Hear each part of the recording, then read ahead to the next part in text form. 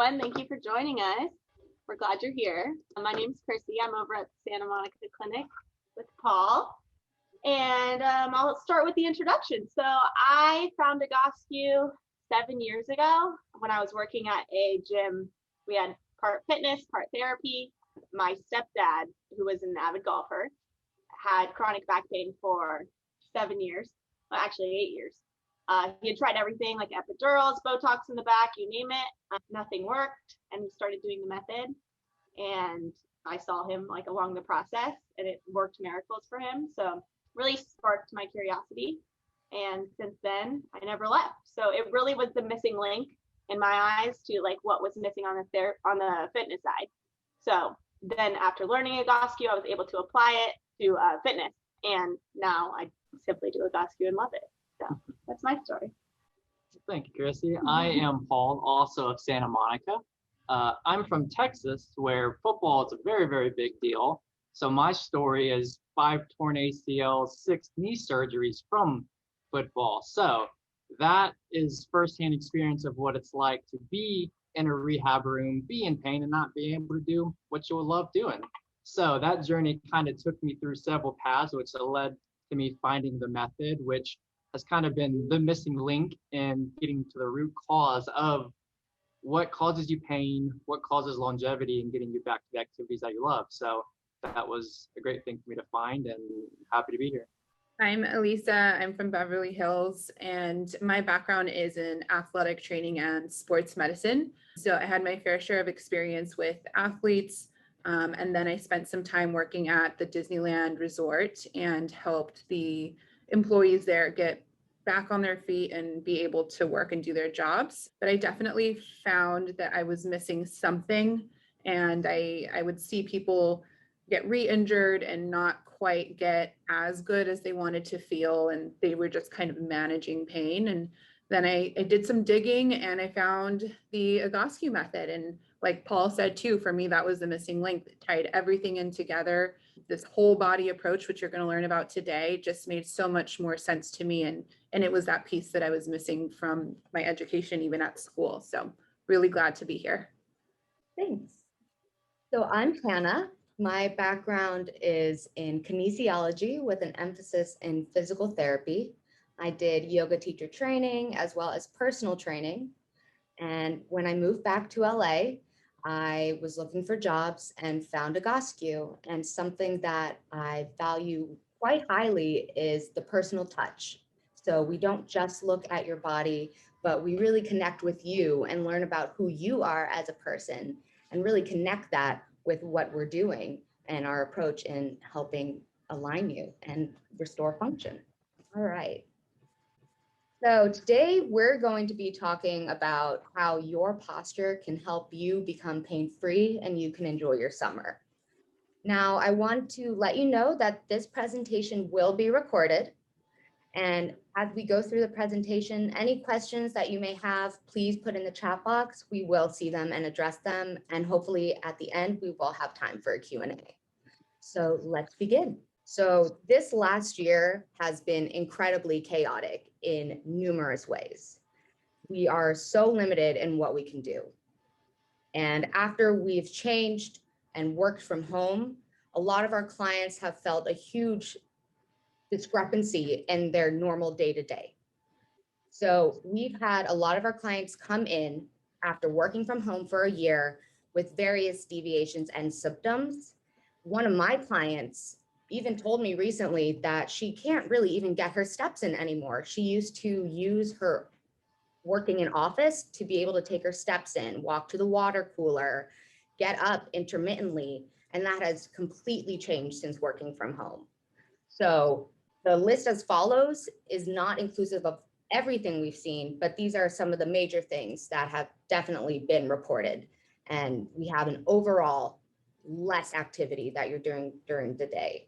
Forward shoulders, a forward head, you have tight hips, you have neck pain and back pain, you're experiencing these flare-ups of sciatica.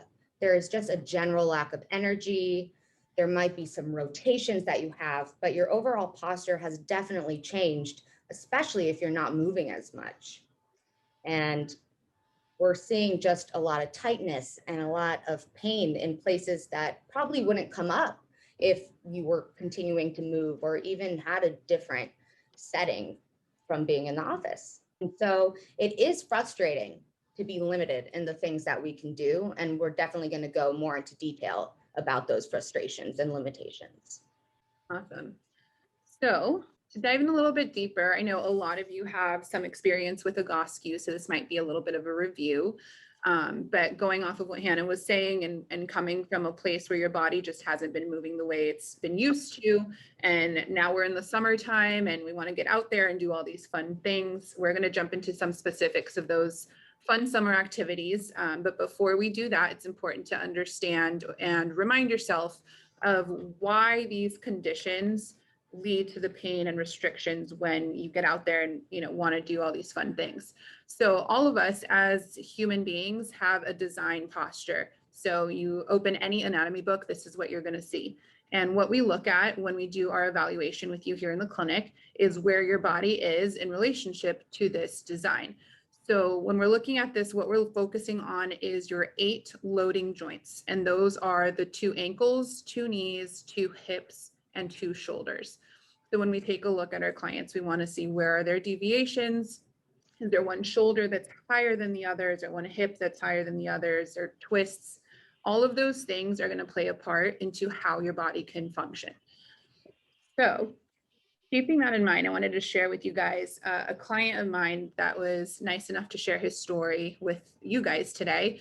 He came in with a laundry list, and maybe some of you guys can relate, a laundry list of injuries that started as a young kid, as a young athlete. Some of those things are knee dislocations, a couple of them, various ankle sprains, bone bruises, muscle atrophy. So that's something that happens when you haven't been using your muscles for a long time. He had a surgery for a knee and started getting a sore hip. He was a golfer, basketball player, did yoga. So he was used to having this active lifestyle, and then he got a desk job. So he's an engineer. After 2 years of working behind the desk, he started to have neck pain, elbow pain, and knee pain. So we took a look at his body in comparison to that design posture that we were just talking about. And there were definitely some deviations from day one that we were able to identify and say, okay, well, this hip really likes to twist forward instead of flex properly. So when you think about the things that you have to do in your day-to-day, even when you're not an athlete, when you're walking, you have to be able to flex your hip properly. And that's just one of the things that we found when we looked at him. But some of his goals were to be able to play basketball again. He wanted to dunk. He wanted to lift weights comfortably. So this is like an active guy. And as the year was going on, his buddies were planning this trip to Zion, and he was a little nervous because he didn't know if he was going to be able to go and do this. And he did it. We were working together starting in January of 2020.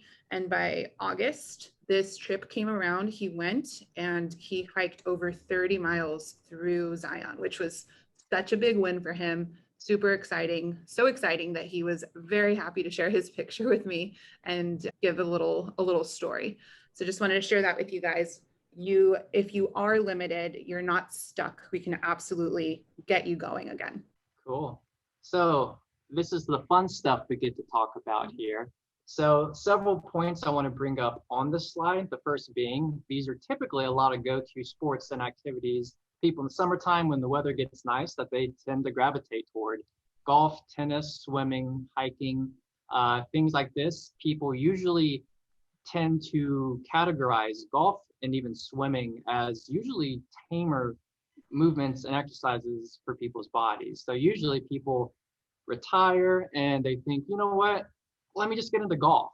It's easy enough. It's something you can do as you age, but those things have a lot higher demand on the body than a lot of people tend to think. So there's definitely several functions that the body has to perform well to do these sports. Now, there are several levels of these activities. There's being able to just do it, period, pain-free, which is important for a lot of people. The next level would be doing it at a very high level. So to be able to do that, these functions are going to be things that we want to make sure that we can do and the body we take onto the golf course, the body we take into the pool and onto the tennis court, that matters. So some of those movements being, for golf specifically, rotation. So whether that's stemming from rotation of the hips, rotations of the shoulder, being able to do those movements independently of each other is extremely important. Now, our body has an amazing capacity to compensate and find ways around that, where sure, we can still hit the ball far, still score well on the course, but your body's taking kind of shortcuts to get around that. In the short term, you might feel like, oh, I can still play golf well, but the wear and tear over long periods of time starts to trickle in, and that's where you really lose the ability to play and do these activities with the longevity that you'd want to. So making sure, like I said, bringing the body onto that course is properly functioning is super important. So I mentioned the rotation for golf. That also translates into tennis as well. Rotation of the torso, of the hips, obviously translates there. A lot more variables with tennis though, because it's a lot more stop and go, very much more of an open play, whereas golf is more closed. But lateral movement, like you can see in the picture there, the guy was doing the splits. Being able to load your legs laterally and individually is very important. So a lot more high demand there. Swimming, another example of something where people think, well, it's no impact, so easy on the joints. It's something I should be able to do if I'm typically not that capable of being active otherwise. And to a degree, that is correct. But what really comes into play, things like shoulder mobility, being able to move the shoulder joint properly. You can kind of see in that picture there too, thoracic extension, really being able to move the spine up and down. So there's lots of movements that still put a high demand on the body that if we hop in that pool and we can't do it, you're going to be wishing that you had that function going in. Hiking is another one where it's pretty simple, straightforward. There's different levels of that. Do you want to just hike around your neighborhood? Do you want to climb Mount Everest? There's lots of levels for that, but the basics of the functions are still pretty universal across the board. Example being cross patterning, which is just going to be the ability to work joints, your limbs opposite of each other together as a team. And even things like function of your ankles comes into play quite a bit. So we typically think of the feet as the forgotten body part in some cases, because when it comes to hiking and things like that, it's carrying all the weight on your body. So we have lots of great exercises and movements that help with ankle function and feet function, which translates into hiking and all those different movements. So these are things to keep in mind, where regardless of your level, if you're a beginner, if you're trying to get just back into it, if you're top 1% champion of the world, if you want to feel good doing these different activities, if you want to do it well and you want to be able to do it for a long time, these functions are going to be things that we got to make sure y'all can perform well. So the question then may be, well, how do I know if where I stand with these different movements? Because I always felt like I was swinging the golf club well. I always felt like, I walk just the way I walk, and there's no issues there. But there are some tests, functional tests that we do here that can kind of take a deep dive at how our body's performing and figuring out what do I need to work on, what am I good at. And this is something that, we definitely take it through during visits here. So something fun. Yes. So what we're going to do is, if you're open to it, we're going to have you guys go through the functional test with us. Me and Paul are going to demo, and you can try it out for yourself so you can learn something new. If you want to sit back and just watch us do it, that's totally fine. We're going to start with a golf disassociation test. So this is going to help us understand if we are able to rotate from our hips and also from our torso. Can we separate those functions, and can they work together in unison? So I'm going to have you stand up for all the golfers out there. You're going to get in your, I think it's called a 5-iron stand. 5-iron stance. Yeah. 5-iron stand. So perfect. Stand on up. So you're going to place a slight bend in your knees. Then you're going to crisscross your arms. The little bend in the knees. And then from here, what we're going to do first is I want you to try to keep your knees and hips stable. And all you're going to do is rotate your torso side to side. Yep, remember to keep a bend in the knees. Perfect. So just see how that feels. Like, are you able to rotate more to one side than the other? Try not to move the whole head. Just the shoulders are moving side to side. So this is one function that we need for golf, for tennis, any rotational sport. So you can often see, sometimes we'll see clients that move like either their whole body, or they'll move their head, or everything else will move but the shoulders. So that's the big one. So next, what we're gonna try, keep your shoulders stable, and now you're just gonna move your hips side to side. So what you wanna think about is moving from your belly button. So side to side, and a little harder. Would you like me to show them how not to do it? So Paul's gonna demo too. So this is me trying my hardest to do it right. However, see how he's like kind of waddling, his kind of like shaking his butt. doing a little dance over here. So this will tell us if we need to focus more on hip mobility. Because oftentimes another thing we'll see is when people go to move their hips side to side, they'll take their trunk with them. Like everybody's working together.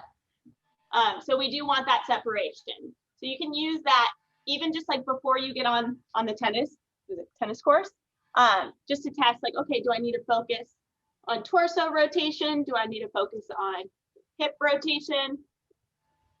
And where do I need that stability? Okay, and then we're gonna do a third test. So we're gonna keep that same stance, but now I'm gonna have you turn sideways. And then what you're gonna do, we're gonna try just to move from your lower back. So you're gonna round your back, and then arch the back.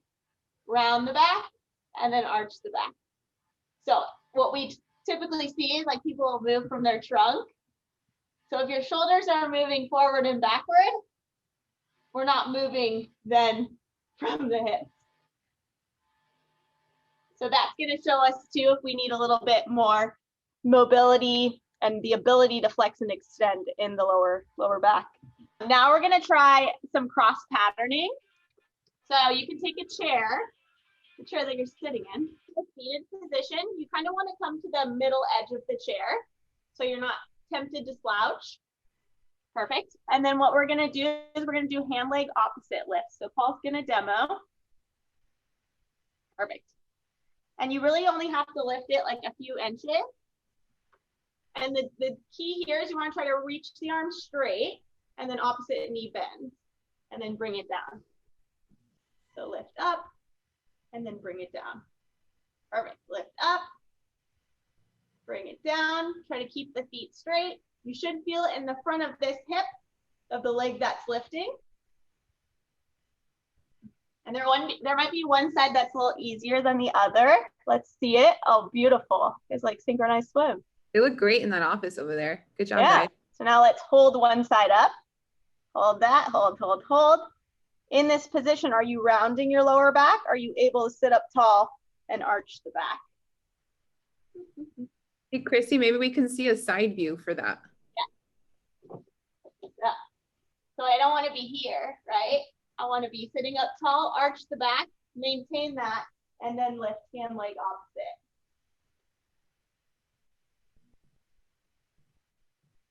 And you should definitely feel it in the hips.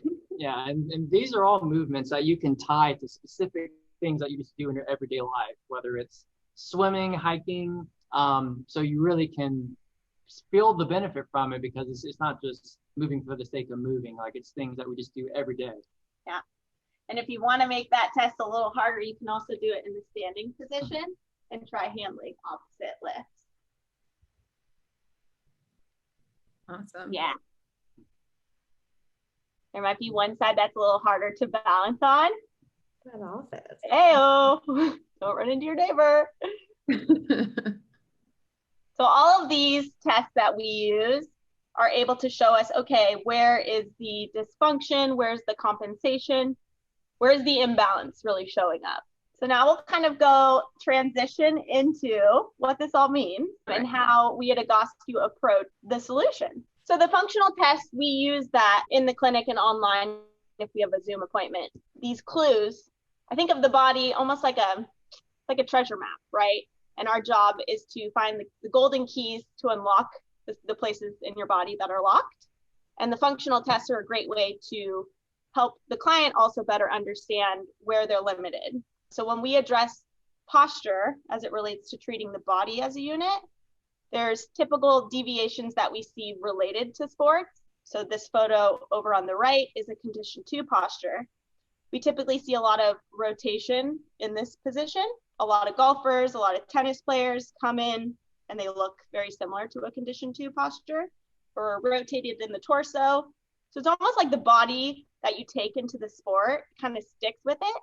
So our job is to help unwind that.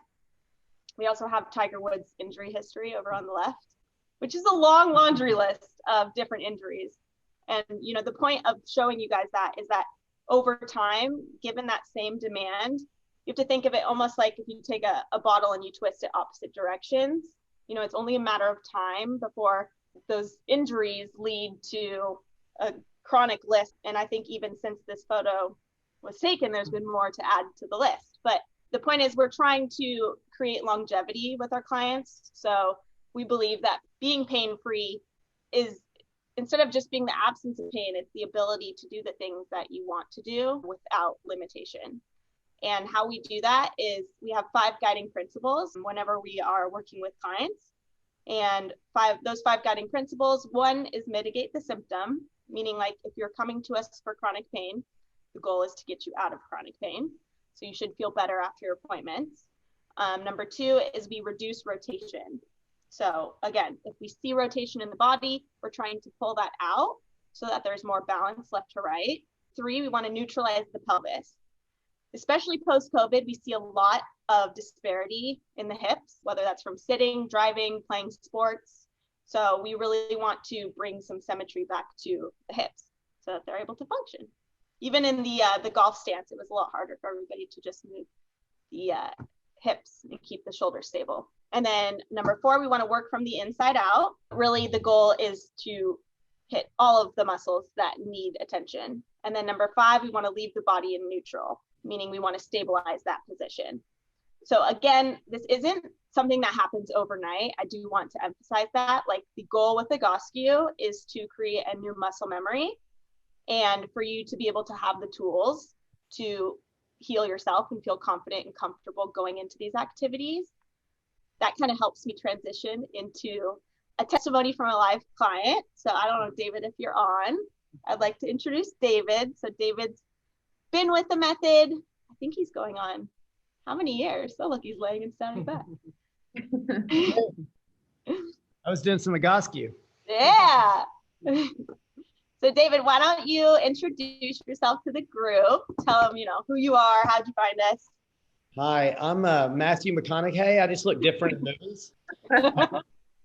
No, my name is David Box, and I think I've been doing Egoscue for how many years, Chrissy? Like 6, I think. 6 or 7 years. I take, first of all, Chrissy and Paul couldn't be more professional, and always on time, always do a great job, always do the extra. And it's, there's a lot of customer service there, which I really appreciate.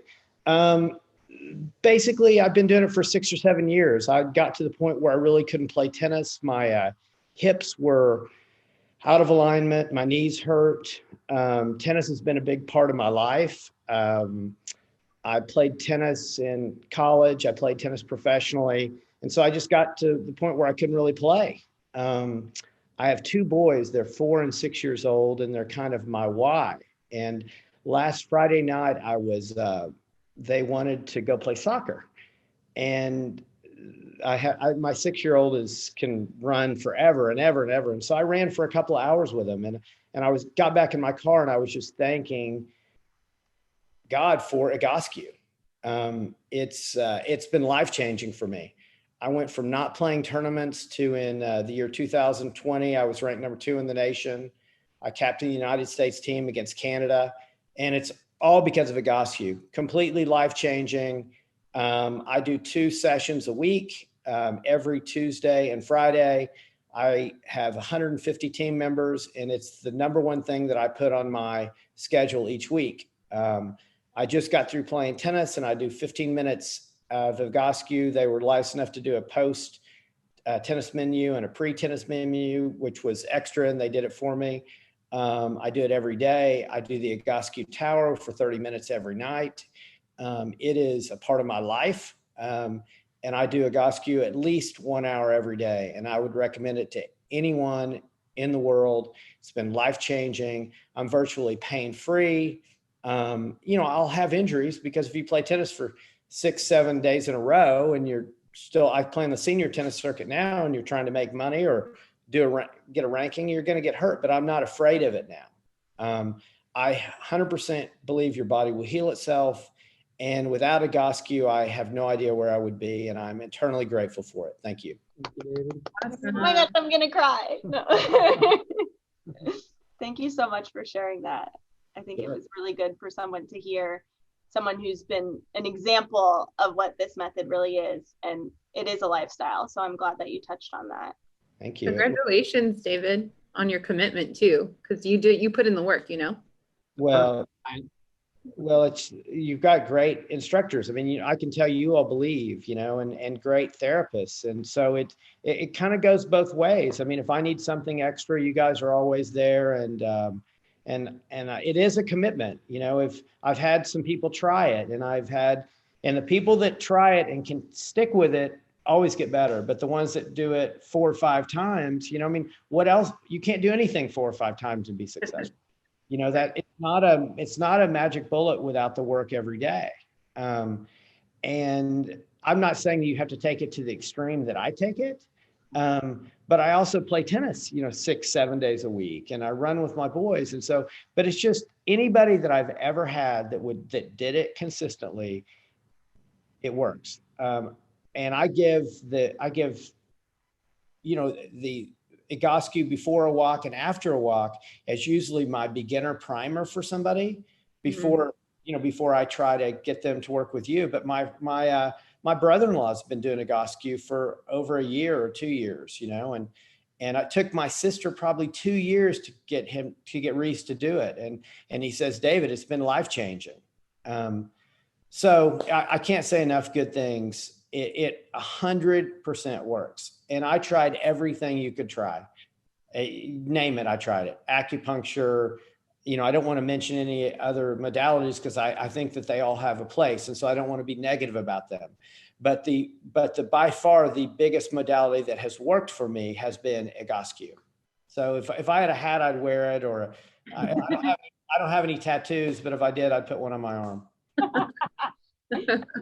And I also just want everybody to know that David lives in Oklahoma. So we have virtual appointments.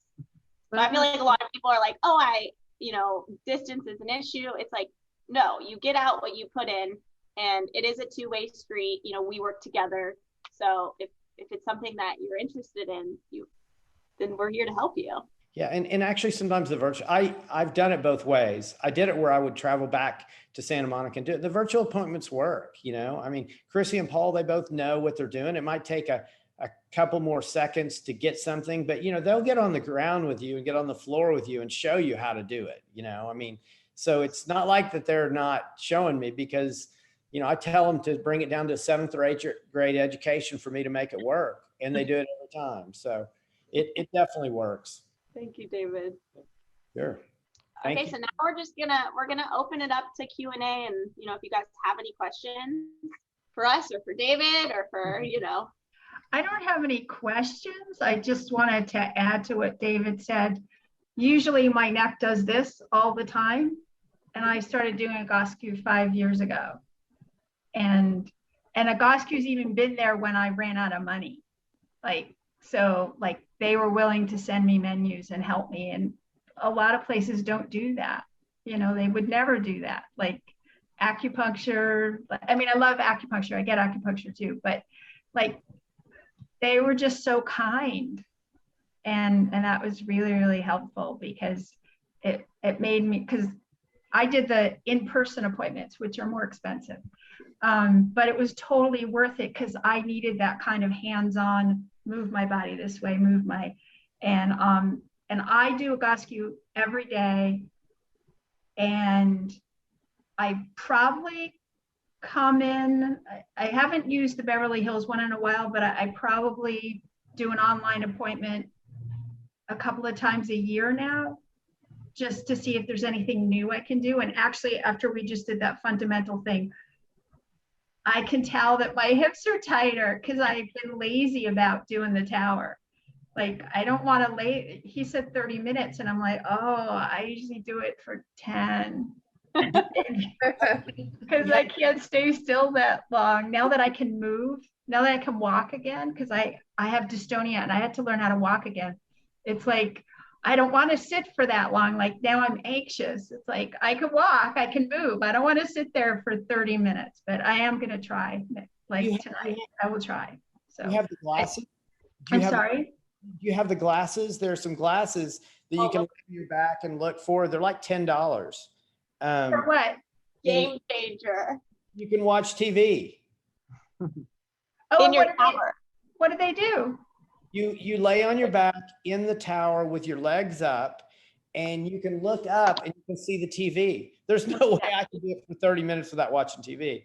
Oh my God. Like this, you know? Hey. And they, oh my God. Game changer. Oh, okay. All right. Thank you. That is so, I wish I had those before I learned how to walk again, because I used to lay on my back in, I don't know what, but you put your legs up on the chair. Yeah. And I actually used to lay there before I had the tower for 30 minutes. Yeah. And it was boring as hell. But when you're walking with a walker and you're 40 years old, like you'll do anything. Wow, who would have thought that somebody came up with that? I have one question. What I wanted to ask was the exercise that you did with the arms up and the like. I actually do that one. You gave me that one for the floor, remember? Maybe, but anyway, I have that one for the floor. Is that the same one? It's probably different if you're standing on a leg because you're loading on that hip, right? Yeah, that's such a good question. So yeah, you have the version where you're doing it on your back. Yeah.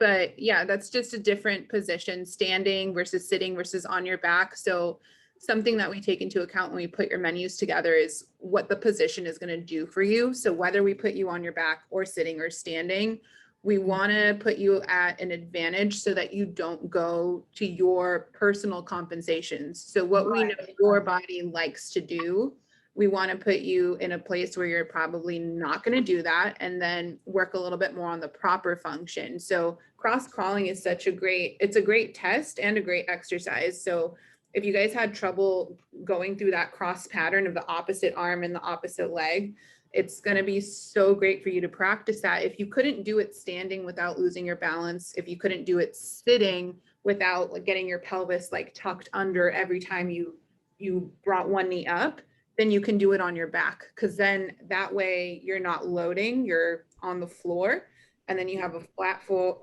Oh, there goes David. I thought you were going to demonstrate for us. Yeah.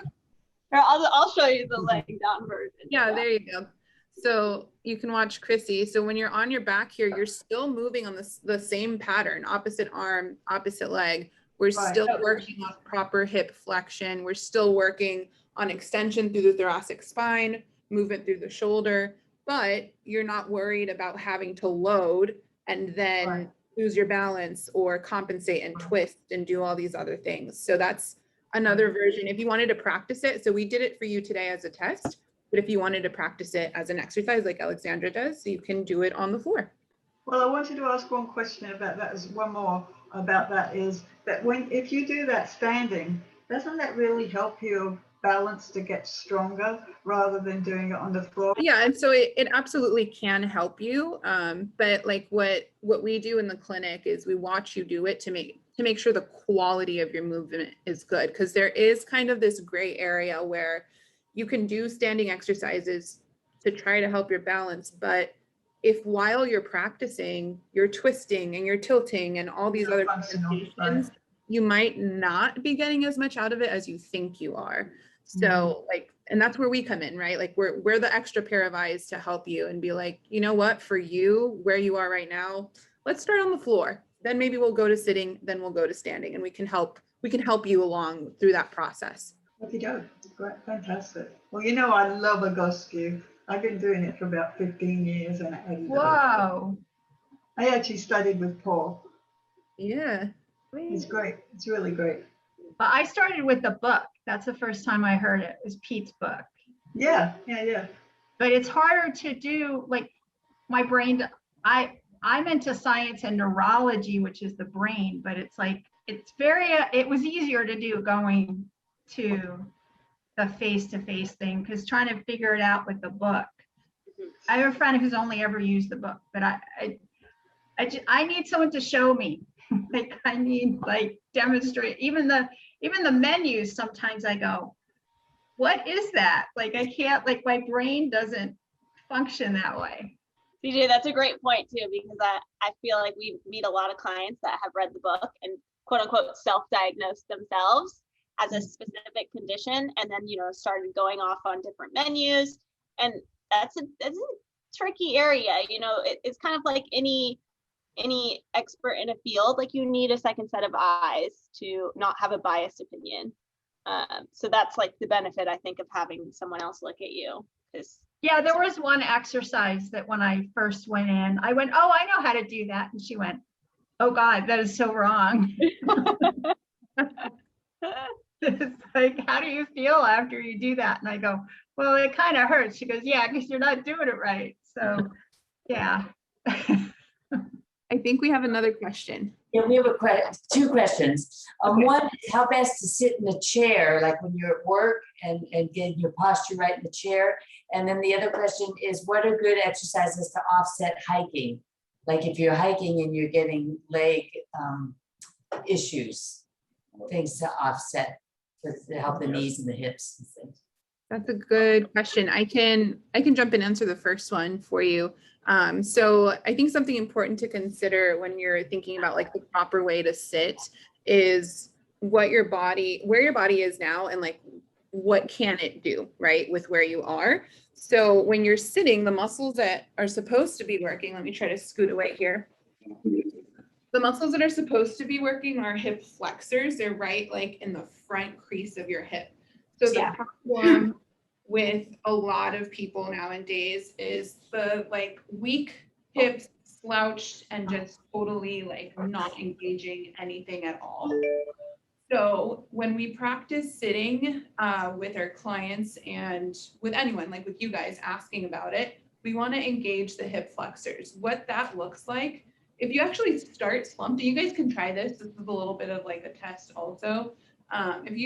If you sit slumped, to make sure that you can actually feel your hip flexors doing their job, the movement to sit up tall is not just pulling your shoulders back and throwing your ribs out, right? That's not proper hip function. So when you're slumped over, you want to be able to roll your hips forward, and you can see just by rolling my hips, that straightens out my upper body. So that's a good practice and a good tool, something for you to keep in mind when you're sitting and working.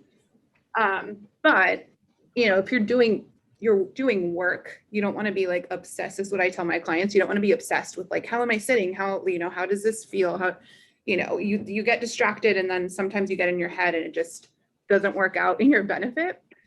As much as you can, like remind yourself, sit there, hold it, do your work. If you find that you're falling out of it, fine. That probably means you have some work to do in your hips.